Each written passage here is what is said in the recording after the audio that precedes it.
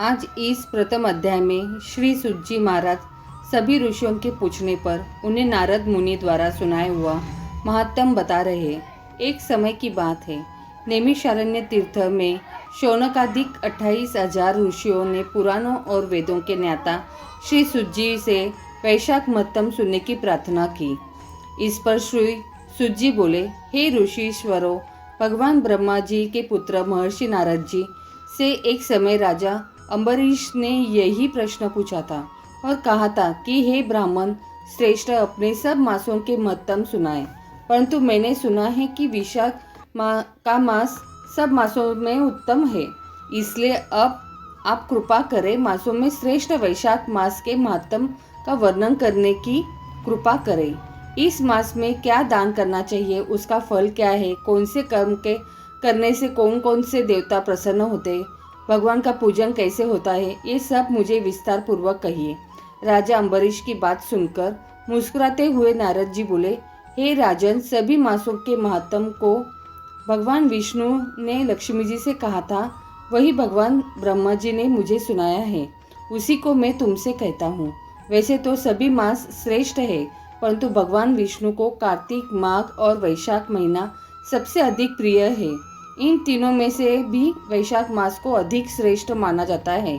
यह महीना माता के समान सब जीवों को मनवंचित फल देने वाला है। इस मास के सेवन से प्राणी की समस्त अभिलाषाएं पूरी होती है।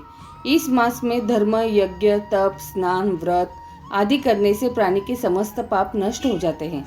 इस मास की देवता भी प्रशंसा करते हैं तथा इसके सेवन को लालियत बने रहते हैं। जिस प्रकार विद्याओं में वेद, मंत्रों में प्रणव, वृक्षों में कल्प वृक्ष, गौओं में कामधेनु, नागों में शेष, पक्षियों में गरुड़, देवताओं में श्री विष्णु भगवान, वर्णों में ब्राह्मण, प्रिय वस्तु में प्राण, मित्रों में पत्नी, नदियों में गंगा, तेज धारियों में सूर्य, शास्त्रों में सुदर्शन चक्र, धातुओं में स्वर्ण, वैष्णव में शिव तथा मानियों में कौस्तुभ मणि सर्वश्रेष्ठ है।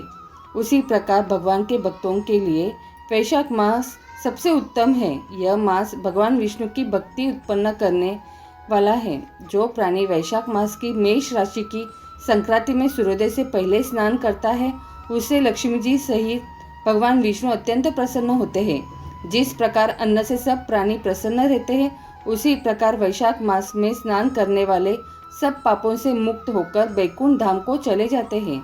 जो व्यक्ति वैशाख मास में मेष राशि के सूर्य में प्रातः स्नान कर भगवान की परिक्रमा करता है, उसे 100 राजसूय यज्ञों का तथा 10 सहस्त्र अश्वमेध यज्ञों के बराबर का फल मिलता है।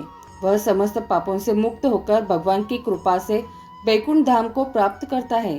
हे नृप श्रेष्ठ, यदि प्राणी वैशाख मास का सेवन करने के लिए किसी तीर्थ में न सके तो उसे अपने नगर के बाहर वाले किसी जलाशय के जल में ही स्नान कर लेना चाहिए। यम की आज्ञा से शास्त्रों में लिखे पाप उसी समय तक गरजते हैं जब तक मनुष्य वैशाख स्नान नहीं करता। परम पुनीत वैशाख मास में भगवान विष्णु की आज्ञा से समस्त तीर्थों के देवता सूर्योदय से 6 घड़ी तक जल के बाहर सभी प्राणियों के हित के लिए ठहरते हैं।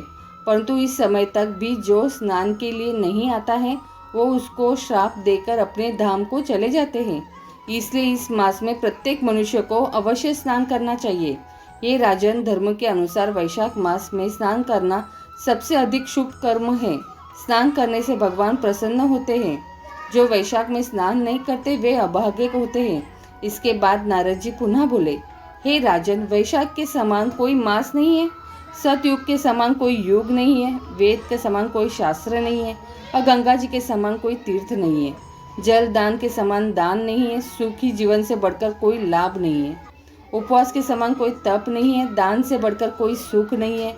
दया के समान धर्म नहीं है, धर्म के समान मित्र नहीं है। सत्य के समान यश नहीं है, आरोग्यता के समान हर्ष नहीं। भगवान विष्णु से बढ़कर कोई रक्षक नहीं। माधव के समान पवित्र इस संसार में और कोई नहीं है तथा वैशाख जैसा मास और कोई नहीं है। राजा अम्बरीश ने पूछा, हे मुने, वैशाख माह के व्रत का क्या विधान है? इसमें किस तपस्या का अनुष्ठान करना पड़ता है? क्या दान होता है? कैसे स्नान किया जाता है? और किस प्रकार भगवान केशव की पूजा की जाती है? हे ब्रह्म ऋषि, आप भगवान श्री हरि के प्रिय भक्त तथा सब कुछ जानने वाले हो, अतः कृपा करके मुझे ये सब बातें बताइए। नारद जी बोले, वैशाख श्रेष्ठ मास है और भगवान विष्णु को बहुत प्रिय है। भगवान के प्यारे इस महीने को जो लोग यूं ही व्यर्थ गवा देते हैं, वे धर्महीन होकर पशु योनि पाते हैं। उनका कुआं, बावड़ी, बाग आदि लगाना सब व्यर्थ है। जो इस मास में नियम पूर्वक भोजन करते हैं, वो भगवान के बैकुंठ लोक को जाते हैं। संसार में अनेक प्रकार के दान, व्रत और तप आदि है, परंतु उनके करने के लिए शरीर को अधिक परिश्रम होता है। इनके करके संसार में बार बार जन्म ही लेना पड़ता है। परंतु वैशाख मास में केवल स्नान करने से ही प्राणी मोक्ष को प्राप्त होता है। सब दानों से जो पुण्य मिलता है और सब तीर्थों में स्नान से जो फल मिलता है, उसी को मनुष्य वैशाख मास जलदान करके प्राप्त कर लेता है। जिसमें जलदान करने की सामर्थ्य न हो, वे दूसरों से कहकर जलदान करावे, दूसरे को जलदान का महत्व समझावे। यह कर्म भी सब दोनों से अधिक है। तराजू के पलड़े में सब प्रकार के दान और दूसरे में जलदान का पुण्य रखकर तोले तो जलदान ही भारी निकलेगा। जो मनुष्य वैशाख में सड़क पर यात्रियों के लिए प्याऊ लगाता है, वह अपने करोड़ों कुल का उद्धार कर विष्णु लोक में प्रतिष्ठित होता है। हे नृप श्रेष्ठ, प्याऊ लगाने से देवता, पितर और ऋषि सब अत्यंत प्रसन्न होते हैं। जिसने प्याऊ लगाकर रास्ते के थके मादे मनुष्यों को संतुष्ट किया है, उसने ब्रह्मा, विष्णु और शिव आदि देवताओं को संतुष्ट कर लिया है। राजन, वैशाख मास में जल की इच्छा रखने वाले को जल, छाया चाहने वाले को छाया, छाता और पंखे की इच्छा रखने वाले को पंखा देना चाहिए। राजेंद्र, जो प्यास से पीड़ित महात्मा पुरुष के लिए शीतल जल प्रदान करता है, उसे 10,000 राजसूय यज्ञों का फल मिलता है। धूप, परिश्रम और पसीने से पीड़ित ब्राह्मण को डुलाकर हवा करता है, वह सब पापों से रहित होकर भगवान का पार्षद हो जाता है। पंखा दान करने वाला अनेक प्रकार से वातादि रोगों से दुखित हो जाता है और नरकवास करता है। जो थके हुए ब्राह्मण को कपड़े से भी हवा कर देता है, वह भी सब पापों से छूटकर मुक्ति पाता है। जो शुद्ध मन से ताड़ का पंखा दान करते हैं, वह पापों का नाश करके ब्रह्मलोक को जाते हैं। वैशाख मास में छत्री दान जरूर करना चाहिए। जो मनुष्य विष्णु भगवान के प्यारे इस वैशाख मास के छत्री दान नहीं करते, उनको कहीं जगह नहीं मिलती और वे महाक्रूर पिशाच बन पृथ्वी पर घूमते हैं।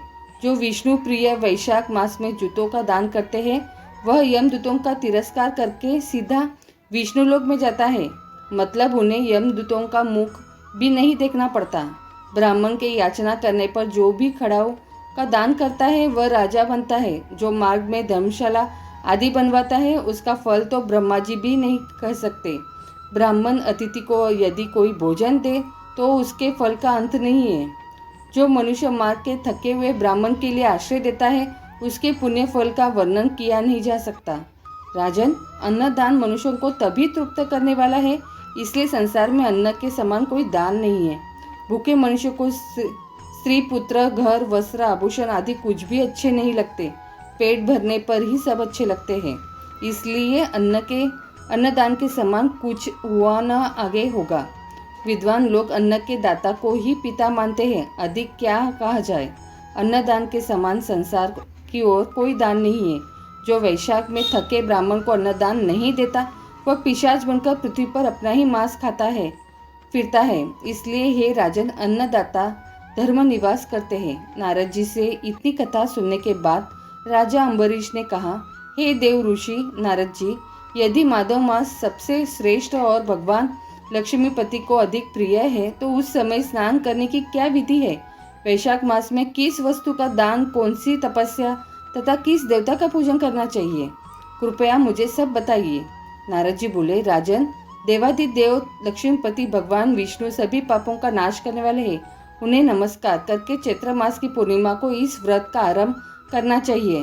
व्रत लेने वाला पुरुष यमनियों का पालन करे, शक्ति के अनुसार कुछ दान दे, हवि विश्रात भोजन करे, मतलब यज्ञादि उपयोग में लाया जाने वाला विविध सात्विक अन्न या आहार करे, भूमि पर सोए, ब्रह्मचर्य व्रत में दृढ़तापूर्वक स्थिति रहे तथा मन में भगवान श्री नारायण का ध्यान करते हुए कृच्छ आदि मतलब कष्टमय तपस्याओं के द्वारा शरीर को सुखाए। इस प्रकार नियम से रहकर जब वैशाखी पूर्णिमा आए, उस दिन मधु तथा तिल आदि का दान करे, श्रेष्ठ ब्राह्मणों को भक्ति पूर्वक भोजन कराए, उन्हें दक्षिणा सहित धेनु दान दे तथा वैशाख स्नान के व्रत में जो कुछ त्रुटि हुई हो उसकी पूर्णता के लिए ब्राह्मणों से प्रार्थना करे।